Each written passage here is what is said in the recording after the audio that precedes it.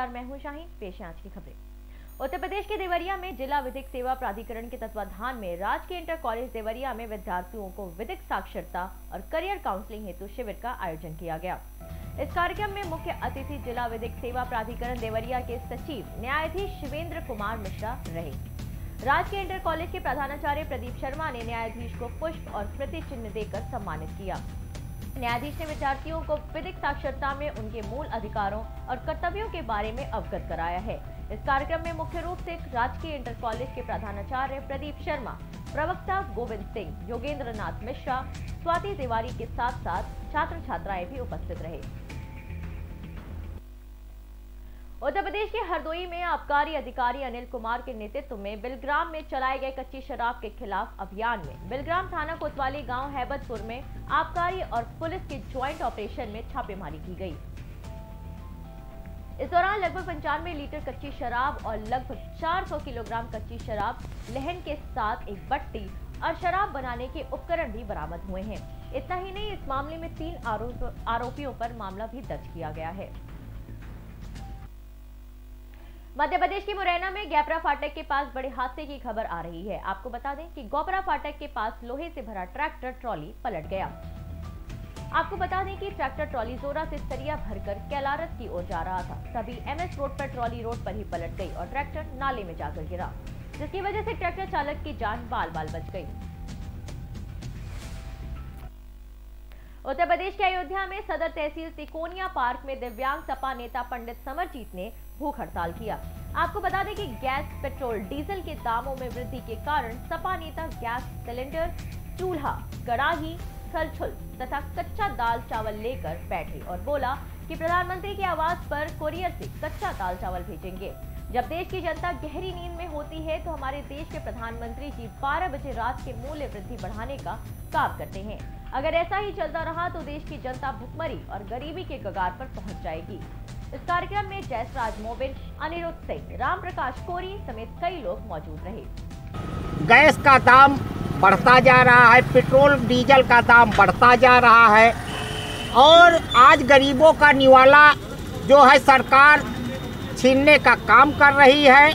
आज जब हमारे किसान भाई धरना प्रदर्शन कर रहे हैं, उसके बीच में भारत के प्रधानमंत्री जी 12 बजे रात के गैस का दाम बढ़ाते हैं और हमारे गरीब जनता को भूखा मारने के लिए विवश करते हैं। आज महंगाई की वजह से उनके यहाँ भोजन पकाने में दिक्कत हो रही है, नहीं बन पा रहा है, गरीब जनता भूखी मर रही है। उसके बाद भी हमारे प्रधानमंत्री जी को रहम नहीं आ रहा है उन गरीबों के ऊपर और हर 10-15 दिन वो बीच बीच में आधी रात के गैस का दाम, पेट्रोल का दाम, डीजल का दाम बढ़ाने का काम कर रहे हैं, जिससे आज समाज के ऊपर बहुत बड़ा आर्थिक संकट आ गया है। हर चीज की महंगाई, गैस का दाम बढ़ता जा रहा है, पेट्रोल।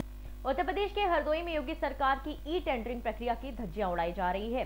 दरअसल नगर पालिका परिषद के तमाम कामों के टेंडर आने वाली 12 फरवरी को खुलने वाले थे, लेकिन उससे पहले ही करोड़ों रुपए के काम हो चुके हैं। अब सवाल ये उठता है कि जब टेंडर 12 फरवरी को खुलने थे तो काम पहले कैसे पूरे हो गए हैं और ई टेंडरिंग में किस ठेकेदार के नाम से टेंडर खुलेगा, ये भी सरकार की पारदर्शिता दर्शाता नजर आ रहा है। वहीं दूसरी ओर इसी प्रकाशित टेंडर में तमाम ऐसे काम हैं जिनको जगह बदलकर दर्शाया गया है।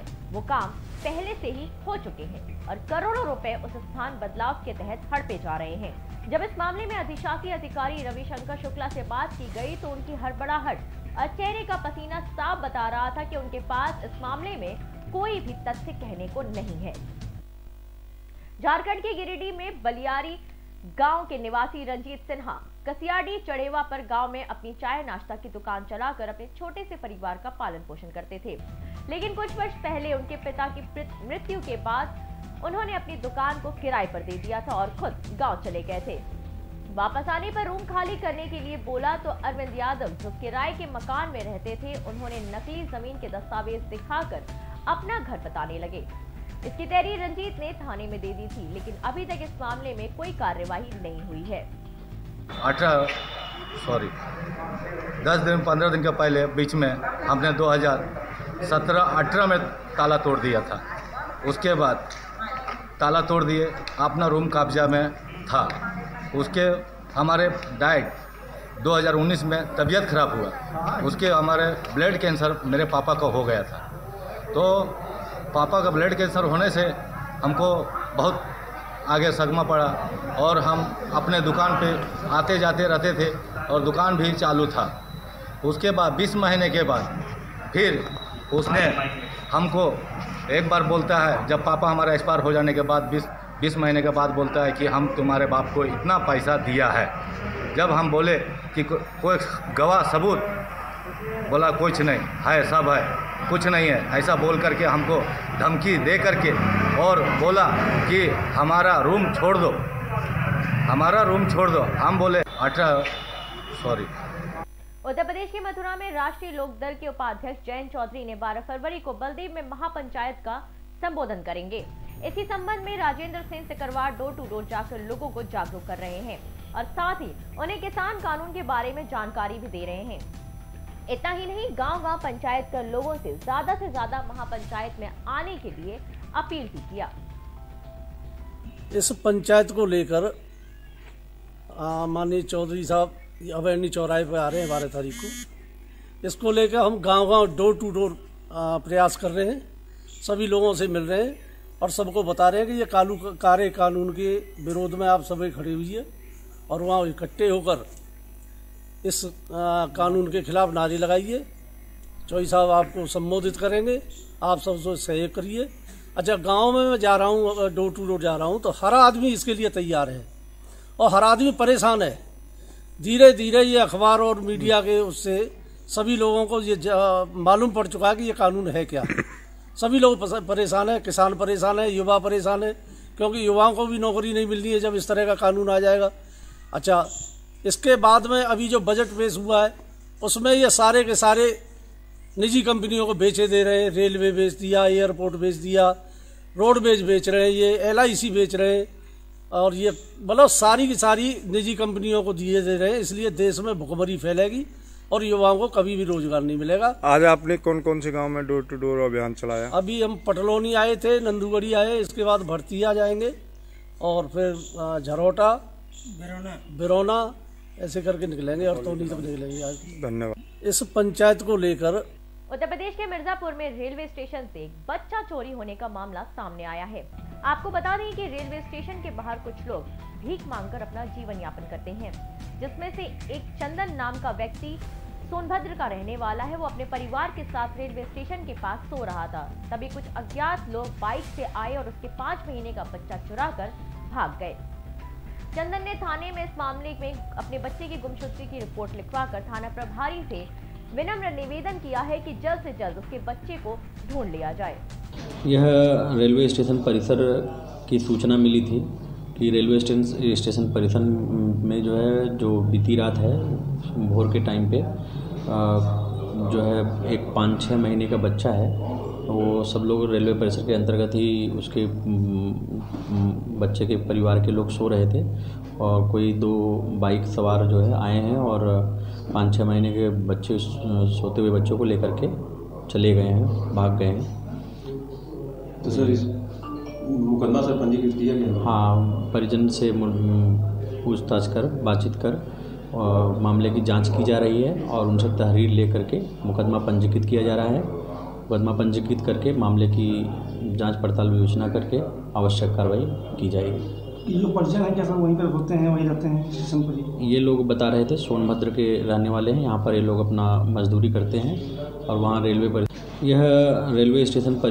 उत्तर प्रदेश के मुरादाबाद में खेल मंत्री उपेंद्र तिवारी ने जिम स्टेडियम का उद्घाटन किया। इस जिम को 2019 में बनाया गया था, लेकिन किसी कारणवश इसका उद्घाटन नहीं हो पाया था। उद्घाटन के बाद उपेंद्र तिवारी ने मीडिया से बात करते हुए बताया कि कोरोना काल में उत्तर प्रदेश ही नहीं बल्कि पूरी दुनिया प्रभावित हुई है और देश के प्रधानमंत्री नरेंद्र मोदी ने सही समय पर लॉकडाउन लगाने का निर्णय लिया और इसी के कारण कोरोना में मृत्यु दर घटा है। देखिए, कोरोना काल एक ऐसा वो चला कि जिससे उत्तर प्रदेश ही नहीं, देश नहीं बल्कि पूरी दुनिया प्रभावित। लेकिन अगर दुनिया के मानचित्र पे अगर कोरोना के ऊपर आप नज़र डालें तो हिंदुस्तान की पॉपुलेशन को उठा करके देख लीजिए, हिंदुस्तान की अर्थव्यवस्था को उठा के देख लीजिए, और बाकी दुनिया के अंदर अन्य देश हैं उनकी अर्थव्यवस्था और उनकी पॉपुलेशन को उठा के देख लीजिए, तो हम कह सकते हैं कि कोरोना काल के दौरान सही समय पे सही निर्णय लेना, जो माननीय प्रधानमंत्री जी ने लॉकडाउन का जो सही निर्णय लिया, आज उसका नतीजा रहा कि 130 करोड़ देशवासियों के रहने के बावजूद भी हिंदुस्तान के अंदर कोरोना के मामले में मृत्यु दर भी कम, मरीजों की भी संख्या कम, रिकवरी रेट सबसे ज़्यादा, और आज हिंदुस्तान दुनिया के कई देशों को वैक्सीन भी दे रहा है। और माननीय प्रधानमंत्री जी ने कहा कि हम कोरोना को परास्त करेंगे, कोरोना को चुनौती के रूप में हम इसको अवसर के रूप में बदल के हम हिंदुस्तान को एक विकसित देश। देखिए कोरोना। आज की खबरों में अभी के लिए इतना ही। मुझे दीजिए इजाजत। नमस्कार।